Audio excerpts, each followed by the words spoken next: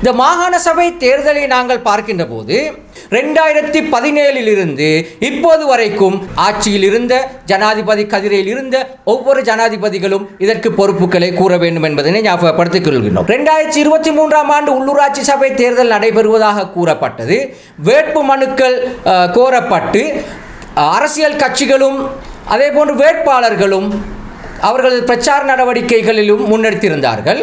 அதாவது தேர்தலை நடாத்துவதற்குரிய பணம் இல்லை என்று சொல்லி அப்போதிருந்த ஜனாதிபதி ரணில் விக்ரமசிங்க 90 கோடி ரூபாய்களை செலவழித்து பணம் இல்லை என்று அந்த தேர்தலை பிற்போட்டார்கள். எங்களுக்கு தெரிந்த விடயம். நல்ல உதாரணம், பாராளுமன்றத்துக்கு அண்மையிலே வரவு செலவு திட்டம் முன்மொழியப்படுகின்ற விவாதம் முன்மொழிகின்ற போது அதுமேதகு ஜனாதிபதி அன்றகுமார திசாநாயக்க ஐயா அவர்கள் குறிப்பிட்ட ஒரு விடயம்தான் மாகாண சபை தேர்தல் நடாத்தப்பட வேண்டும்.